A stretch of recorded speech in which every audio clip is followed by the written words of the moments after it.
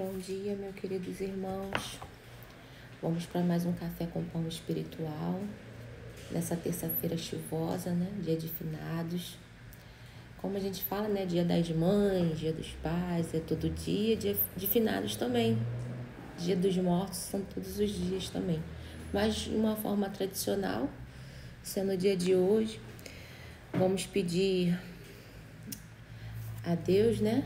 Sua misericórdia para que cada irmãozinho nosso desencarnado possa hoje estar em especial recebendo a sua misericórdia, o seu amor, possa estar percebendo, né? Porque receber a gente está sempre recebendo, mas às vezes a gente não está conseguindo enxergar, né? O amor e a misericórdia de Deus.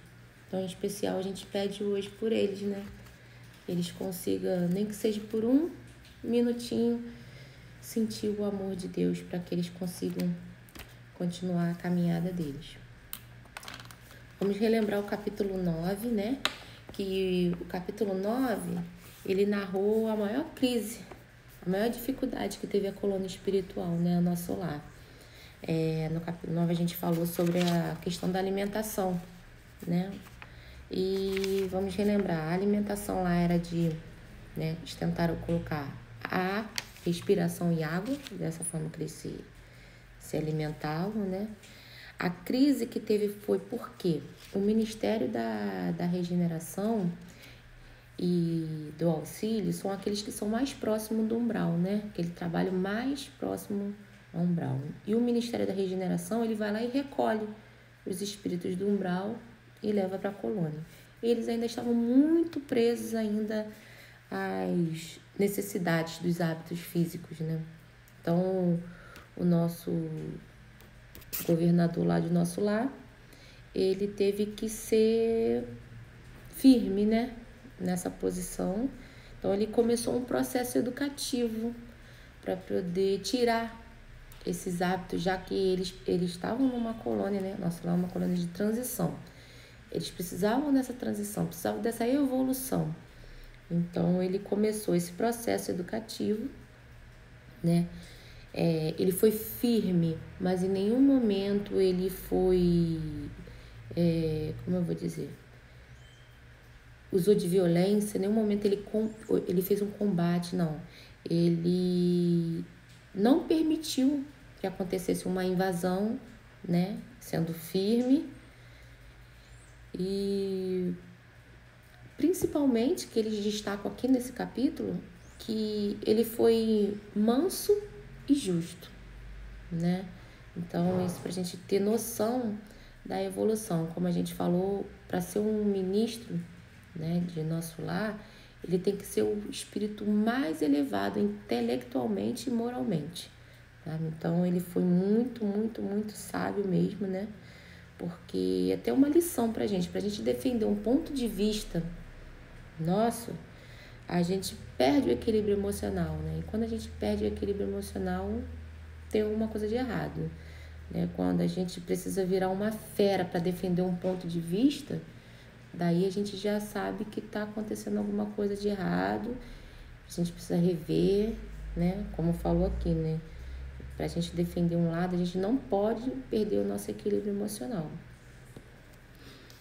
Até para haver uma crítica, né? Para a gente fazer uma crítica, a gente tem que ter um fundamento, tem que ter uma boa intenção, uma boa forma de criticar, porque senão essa crítica ela não vai fazer nem bem para a pessoa que vai receber e nem para a gente que está fazendo, né?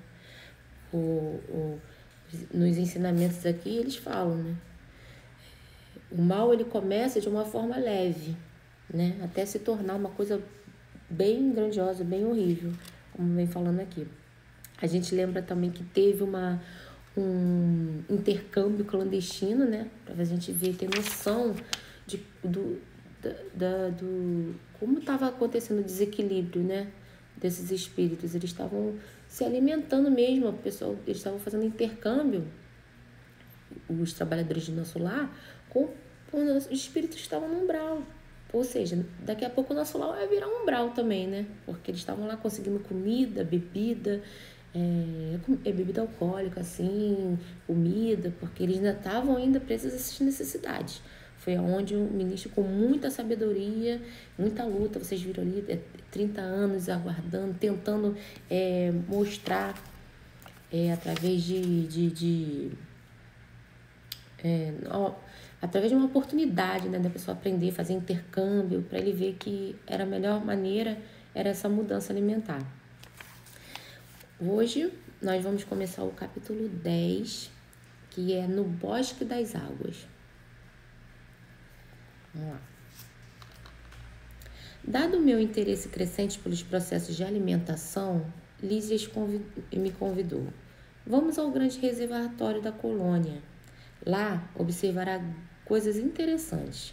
Verá que a água é quase tudo em nossa estância de transição. Olha isso, quando ele falou estância de transição, é a definição que Lísias deu para nosso lar, né? Que o nosso lar não é uma colônia definitiva, é uma colônia de pouso, de meio termo, né? De transição. Os espíritos estão passando, vão reencarnar, alguns vão ter que ficar reencarnando, outros vão conseguir passar para outra colônia, né? Ela não é uma colônia definitiva. Nosso lar é uma colônia de transição, né? Curiosíssimo, acompanhei o enfermeiro sem vacilar. Chegado ao extenso ângulo da praça, o generoso amigo acrescentou: esperemos o aeróbus. Aeróbus, gente, o que é isso? Aeróbus é como se fosse um metrô que voa, né? Pra gente ter uma noção. Aí a gente tem que começar a abrir nossos horizontes e imaginar. Quem já viu aí o filme Pantera Negra tem mais ou menos uma noção do que é, né? É como se fosse um metrô que vem no ar, né? Esse é chamado aeróbus. Aqui o autor até colocou uma nota aqui, ó. Carro aéreo, que seria na Terra um grande funicular, como se fosse um metrô. Mal me refazia da surpresa quando surgiu o grande carro suspenso do solo a uma altura de 5 metros mais ou menos e repleto de passageiros. Ao descer até nós, à maneira de um elevador terrestre, examinei-o com atenção. Consegue aí imaginar, gente? Aí vem tipo um metrô a uma altura de 5 metros, né? Ele chega, você imagina, olha a surpresa de André Luiz. Está ali parado esperando um aeróbus. Vem, né? Aquele como se fosse um metrô suspenso a altura de 5 metros. Olha quanto tá alto. E quando ele chega, né? Quando ele tá falando que ele tá esperando chegar nessa praça, ele desce igual um elevador. Imagina. Ele ficou, né? Surpreso. Até quem não ficaria, né? Examinei-o com atenção. Não era máquina conhecida na Terra, constituída de material muito flexível, tinha enorme comprimento, parecendo ligada a fios invisíveis, em virtude do grande número de antenas na tolda. Tinha antenas na teta, quer dizer, ele estava ligado em alguma coisa, em que a gente não sabe, né? Mas ele estava ligado em alguma coisa. Mais tarde, confirmei minhas suposições, visitando as grandes oficinas do serviço de trânsito e transporte. Olha aí, mais uma vez, né? A organização da colônia, né? A gente ainda fica, como tem isso tudo lá, a gente ainda traz ainda muito enraizado na gente aquela certeza de que o plano espiritual é um céu de nuvens, né? Só tem jardim, nuvens, e a gente vai ficar ali sem fazer nada, descansando, né? Então, André Luiz, ele vem o tempo todo mostrando, ensinando pra gente que lá é tudo muito organizado, tem tudo, tá vendo? Tem oficina de serviço de trânsito e transporte. André Luiz era muito curioso, né? Ele ia lá, quando ele via as coisas assim que ele não conhecia, ele ia lá, queria estudar, queria conhecer, né? E vocês imaginam ele vê esse meio de transporte, porque esse livro ele foi ditado, né, por Chico Xavier em 1937. Eu não acho que em 37 nem existia metrô ainda, né? Eu acho que não existia mesmo em 1937. Foi publicado em 38. Por isso que André Luiz aqui, quando eu falei, ele não tem nada que ele possa falar aqui na Terra, comparar aqui na Terra para poder explicar como era esse aeróbus, né? E ele fala que ele tinha um material muito flexível, ou seja, esse material que era feito, esse aeróbus, não é igual ao material que a gente tem hoje em dia, né? O ferro, o aço. Não, ele era um elemento químico que não está nem na nossa tabela periódica, né? Era um outro tipo de elemento que tem lá. Vai haver ainda vão surgir ainda muitos elementos químicos que não estão na nossa tabela periódica. Até agora mesmo os estudiosos, os cientistas estão desenvolvendo e estudando o grafeno. O grafeno é uma modificação do carbono, que é mais resistente que o diamante e mais flexível que um papel. Olha isso, a tecnologia chegando aí, a gente achando que a gente é o bambambam, né? A gente aqui no plano físico. Aí, voltando. Lísias não me deu tempo a indagações. Aboletados convenientemente no recinto confortável, seguimos silenciosos. Experimentava a timidez natural do homem desambientado. Ou seja, André Luiz estava ali sem graça, né? Estava ali, meu Deus, né? Tentando se identificar naquilo tudo. Experimentava a timidez natural de um homem desambientado entre desconhecidos. A velocidade era tanta que não permitia fixar os detalhes das construções escalonadas no extenso percurso. Detalhe, né? Importante. O aeróbus, ele ia numa velocidade tão grande, que o André Luiz não conseguia fixar a paisagem do lado de fora. Ele não conseguia ver se tinha prédio, se tinha jardim, dada a velocidade que esse aeróbus passava. Ele devia passar ali mais ou menos uns 500 km por hora. Era uma velocidade assim assustadora. A distância não era pequena, porque só depois de 40 minutos, incluindo ligeiras paradas de 3 em 3 quilômetros, me convidou Lísias a descer, sorridente e calmo. Nosso lar era enorme, né? Bom, se ele passava numa velocidade de mais ou menos uns quilômetros, sei lá, muito, porque acho que se a gente pegar um carro a 200, 300, a gente ainda vai conseguir enxergar a paisagem do lado de fora, né? E lá não tinha como, dada a velocidade, não tinha como ele enxergar nada pro lado de fora.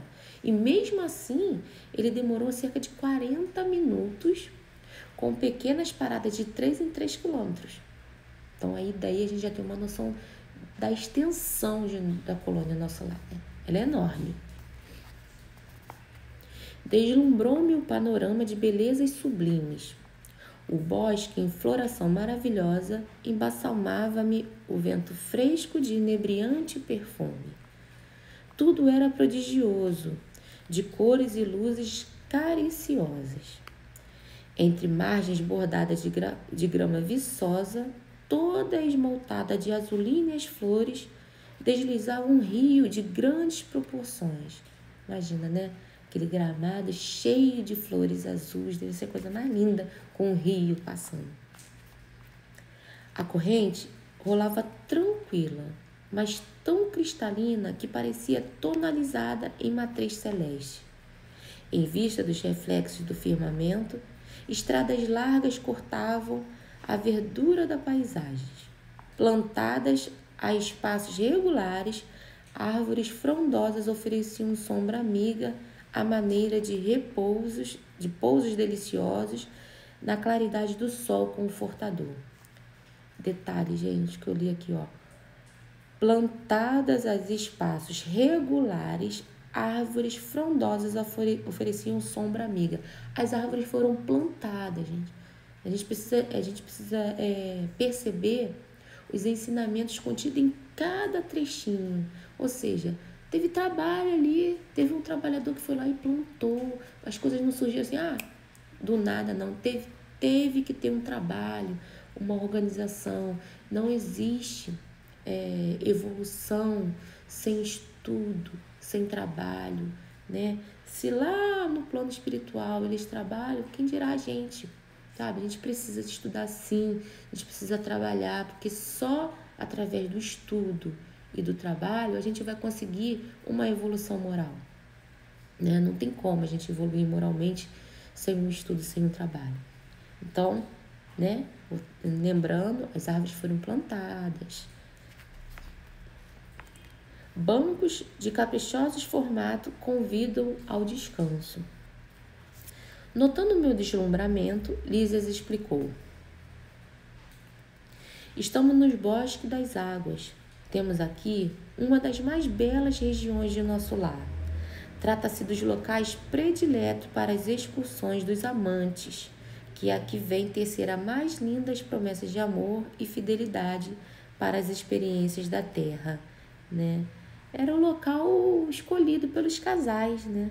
Para fazer lá juras de amor, para programar a encarnação, né? Reencarnação, né? Mas mais para frente a gente vai estudar nos próximos capítulos melhor sobre isso, para a gente não perder o foco, né? Essa questão dos casais, né? Fazerem essas programação para reencarnação. A observação ensejada, considerações muito interessantes, mas Lísias não me deu aso a perguntas nesse particular. Indicando um edifício enorme de proporções, esclareceu.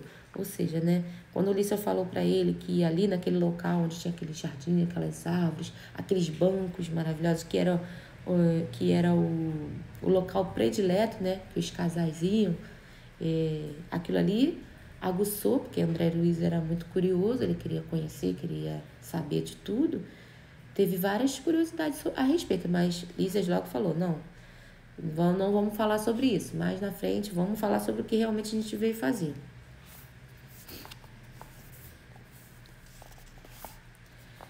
Vamos lá.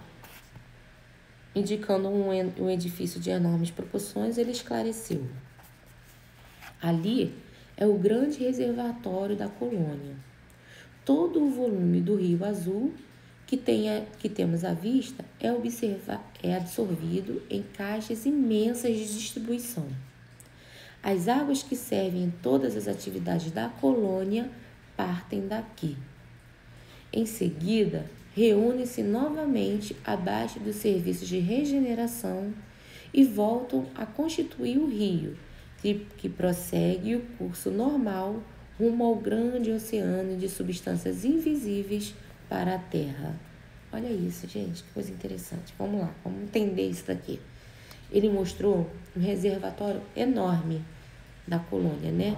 Que todo o volume do rio, desse rio azul que ele falou ali na frente, né? É absorvido nessa caixa imensa de distribuição. Quando o rio cai nessa caixa imensa de distribuição, ele é levado para os ministérios, para abastecimento dos ministérios. A gente consegue imaginar como se fosse a SEDAI, né? Ela tem um reservatório, né? E dali vai saindo nos encanamentos, né? Essa vai para esse determinado lugar e vai separando a água. Então, aquele local ali era um local muito importante, gente, porque a água, como ele fala aqui, ela é quase tudo na colônia, né? Então, tem toda uma organização, uma elaboração, né? Então, as águas servem a todas as atividades da colônia, partem dali. Em seguida, depois que é utilizada, foi utilizada pelo Ministério do Auxílio, da Regeneração, né? E depois que foi usada, ela volta de novo para um outro recipiente, como ele vem falando aqui. Em seguida, reúne-se de novo abaixo dos serviços de regeneração. Olha isso. É como se ela escoasse para um reservatório para baixo, né? Depois elas voltam para o rio e prosseguem o curso normal. Outro detalhe, esse rio, ele não para só em nosso lar. O rio segue o curso normal. Ele sai de nosso lar e vai, sei lá para onde, mas ele segue o curso normal. Vamos atentar aos detalhes que André Luiz nos passa, né? Assim como, vamos supor, o rio que vem lá, sei lá, do Amazonas. ele não termina, ele segue e vai embora. Rumo ao grande oceano de substâncias invisíveis para a Terra.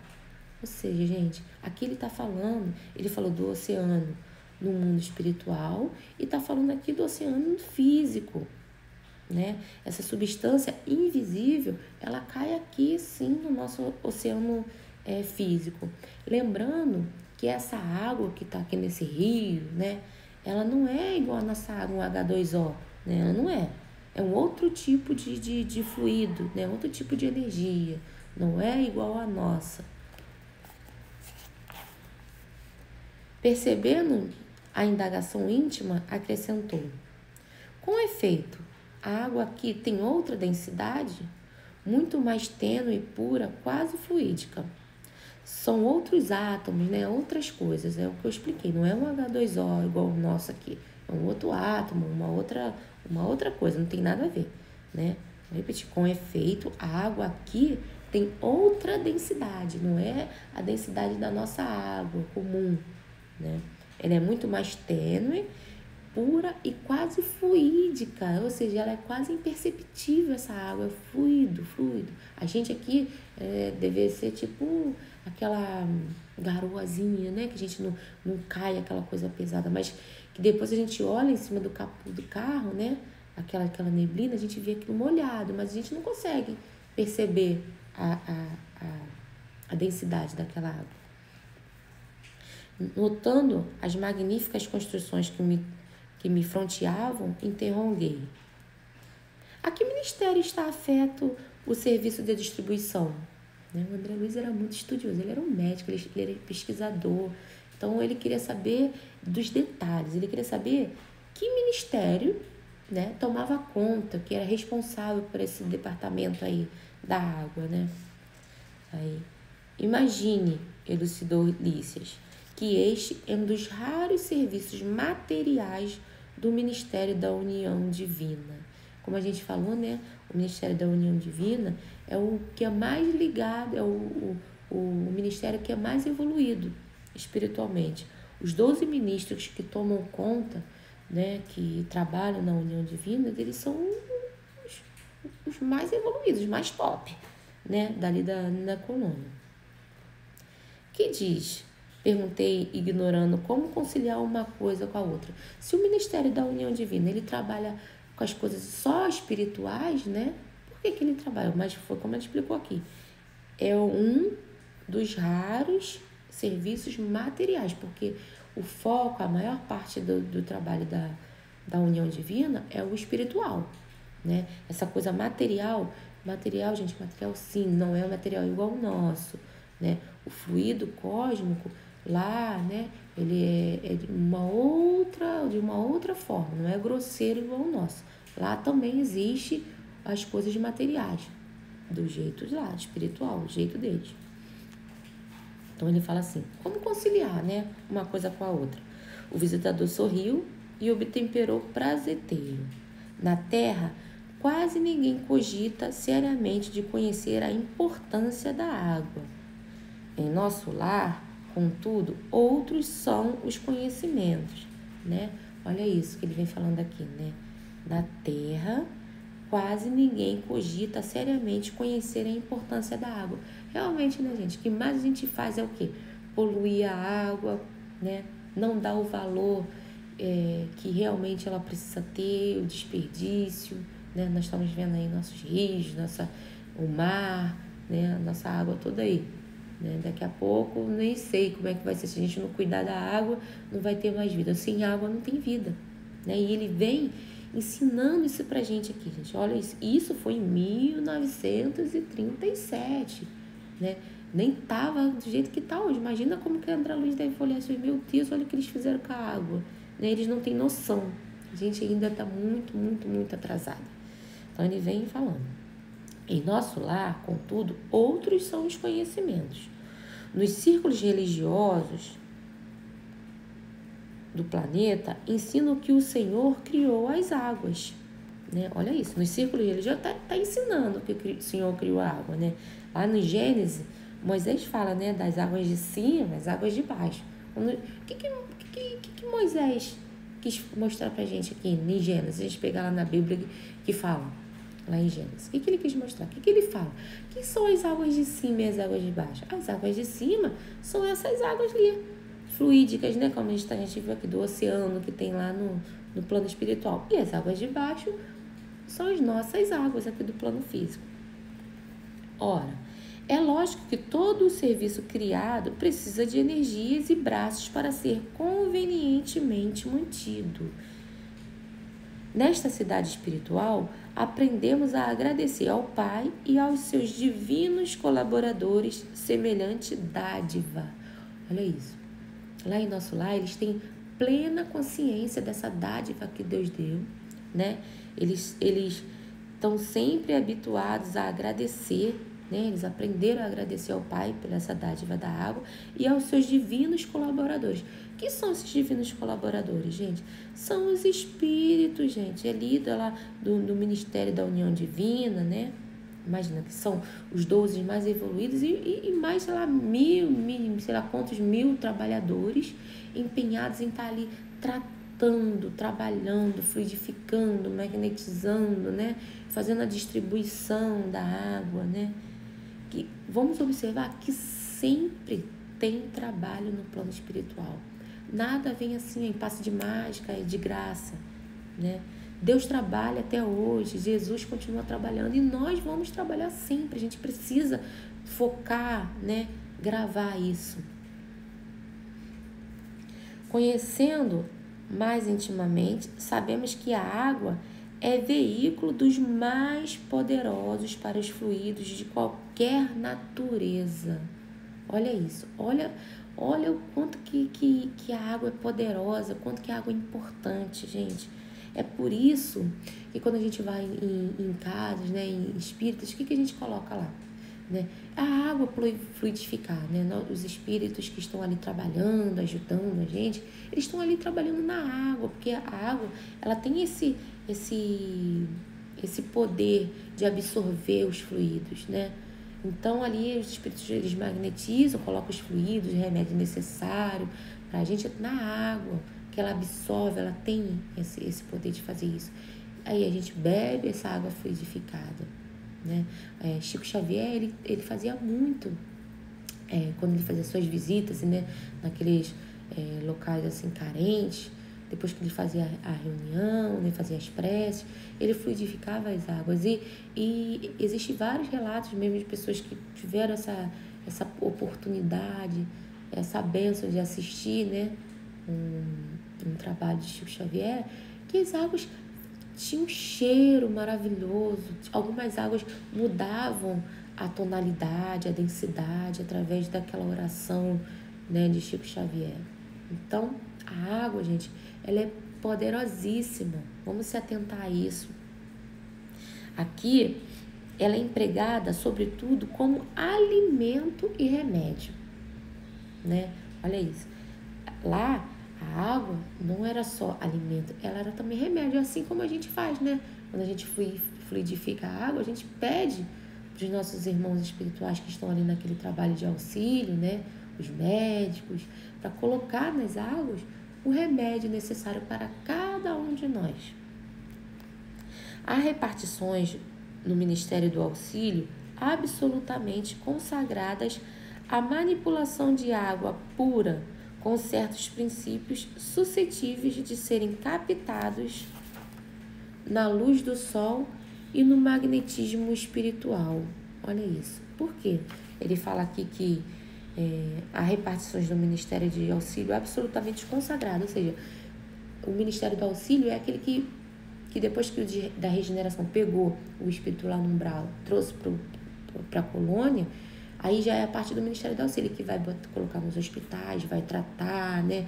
Vai ajudar a se reestabilizar. E tem aquela equipe que trabalha só na fluidificação da água, para colocar ali o elemento necessário para fortalecer, fluidifica ali para ele se revigorar, né? Colocar energias. O que eles falam aqui? Que eles pegam captados, que eles botam assim, ó, certos princípios suscetíveis de serem captados na luz do Sol. Olha isso, eles captam fluidos da energia do Sol e no magnetismo espiritual, que são o quê? Aqueles 12 ministros lá de nosso lar e da sua equipe lá no Ministério da União Divina, que a gente leu ali, que são encarregados daquele local, de ficar ali. O trabalho deles é justamente ali, ó, tá fluidificando, tá absorvendo as energias solares, manipulando, né, trabalhando aquela água para poder ser abastecida, né, ser usada. Na maioria das regiões da extensa colônia, o sistema de alimentação tem aí as suas bases, olha isso. Na maioria das colônias, o sistema de alimentação, a base é essa água que foi fluidificada, que foi trabalhada, né? Acontece, porém, que só os ministros da união divina são detentores do maior padrão de espiritualidade superior entre nós, cabendo-lhes a magnetização geral das águas do Rio Azul, a fim de que sirvam a todos os habitantes de nosso lar, com a pureza imprescindível. Então é isso aí, só eles, porque são os 12 com o maior nível de evolução espiritual e intelectual para poder fazer, tá falando aqui, eles têm esse faculdade, né, de estar podendo magnetizar. Imagina a responsabilidade, né, o grau de doação, de evolução, para eles poderem ser os responsáveis para trabalhar naquele rio azul, de colocar ele de uma forma de tanta energia, de tanta com os fluidos tão bons, a ponto de abastecer a colônia inteira, né? De estar servindo como uma das maiores fontes de alimento, de energia. Fazem eles o serviço inicial de limpeza e os institutos realizam trabalhos específicos no suprimento de substâncias alimentares e curativas. Quando os diversos fios de corrente se reúnem de novo no ponto longínquo oposto ao do bosque, ausentam-se o rio das nossas zonas, conduzindo em seu seio as nossas qualidades espirituais. Como ele falou ali, né? Quando o rio ele segue seu rumo natural, ele fala assim, quando chega o rio, ele chega ao lado oposto do bosque e ele ausenta-se o rio da zona que eles estão ali, ele leva no seu leito as qualidades espirituais, ou seja, elas não estão só ali, né? Eles trabalham nesse rio e o rio segue seu fluido e leva seu caminho e leva os fluidos junto com ele. Eu estava embevecido com as explicações. No planeta, objetei, jamais recebi elucidações dessa natureza, né? Ou seja, Ulisses explicou para eles a propriedade da água.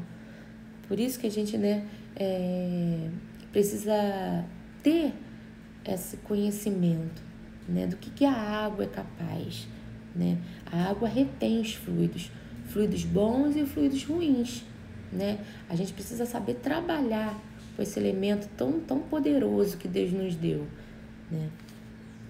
O homem é desatento há muitos séculos, tornou Lísias. O mar equilibra-se à moradia do planeta. O elemento aquoso fornece-lhe o corpo físico. A chuva dá-lhe o pão. O rio organiza-lhe a cidade. A presença da água oferece-lhe a bênção do lar e do serviço. Entretanto, ele sempre se julga o absoluto dominador do mundo, esquecendo que é filho do Altíssimo antes de qualquer consideração. Olha isso, né? Ele vem falando, gente, água é tudo, a água é a vida. Não existe nada no planeta se não fosse a água, né? Então, ele vem mostrando assim, ó, quanto a gente, sem água, não tem, não equilibra a moradia do planeta, não tem como fornecer os elementos do corpo físico, né? O nosso corpo é mais constituído de água, né? A chuva, que sem a chuva não tem o pão de cada dia, vem explicando, né? Sem a chuva não tem a bênção do lar, do serviço. Entretanto, a gente se acha que é a gente que é detentor de tudo e esquece que nós somos filhos de Deus, né? Virá tempo, contudo, em que copiará nossos serviços, encarecendo a importância dessa dádiva do Senhor. Compreenderá, então, que a água, como fluido criador, absorve em cada lar as características mentais dos seus moradores. Olha isso. A água do nosso lar absorve as características mentais dos moradores. Olha que interessante, né? Eu tenho um hábito, vou falar para vocês, eu tenho o hábito de colocar aqui na minha casa um copo com água, né? E faço as minhas preces e peço para que aquela água, ela absorva tudo que tiver de negativo, todo esse pensamento, sentimento ruim, que esteja pairando aqui no meu lar, que aquela água possa absorver aquela energia, porque a água tem esse poder de absorver esses fluidos. Aí o que eu pego? Depois que eu faço oração e deixo ela ali, no outro dia eu pego aquela água e desperdiço ela. E daquela forma eu vou fazendo o quê? Eu vou fazendo a limpeza fluídica da minha casa, né? Então, cada um precisa aprender a lidar, né, com a água, trabalhar da melhor forma possível. Ou da outra vez eu pego a água, coloco, faço a minha prece, faço a minha oração. Por exemplo, eu estou aqui fazendo esse trabalho, né, esse estudo, estou aqui estudando eu tenho certeza que os meus mentores estão aqui, enquanto eu faço esse estudo, estão fluidificando a água que está aqui do meu lado, né? Depois eu vou acabar, eu vou beber e eu vou absorver, porque aqui eles estão colocando os remédios necessários que eu preciso, sabe? Para me ajudar a não só ao meu corpo espiritual, mas também ao meu corpo físico. E a gente precisa aprender, como ele fala aqui, ó, haverá um tempo que a gente vai que fala assim, ó, virá tempo, contudo, em que copiará os nossos serviços, encarecendo a importância da dádiva do Senhor, né? Entendendo a importância da dádiva que Deus nos deu, que é essa água, que esse elemento poderosíssimo. Aí ele vem falando assim: a água no mundo, meu amigo, não somente carrega os resíduos do corpo, mas também as expressões da nossa vida mental. Será nociva nas mãos perversas, útil nas mãos generosas, e quando em movimento, sua corrente não só espalhará bênçãos de vida, mas constituirá igualmente um veículo da providência divina, absorvendo amarguras, ódios e ansiedades dos homens, lavando-lhes a casa mental e purificando-lhes a atmosfera íntima. Eu vou reler isso para vocês prestarem bastante atenção, gente. Preste atenção no que ele falou aqui. Compreenderá então que a água, como fluido criador, absorve em cada lar as características mentais dos seus moradores. A água, no mundo, meu amigo, não somente carrega os resíduos do corpo, mas também as expressões da nossa vida mental. Será nociva nas mãos perversas e útil nas mãos generosas. E quando em movimento, sua corrente não só espalhará bênção de vida, mas constituirá igualmente um veículo da providência divina, absorvendo amarguras, ódios, ansiedade dos homens, lavando-lhes a casa material e purificando a atmosfera íntima. Vou parar aqui um ponto para a gente observar, analisar, estudar e colocar em prática. Olha a importância do banho. A importância que o banho tem, gente. A hora do banho, a gente tem que entender que é uma hora poderosíssima. Eu não estou falando aqui que a gente vai ficar horas no banheiro desperdiçando água, não.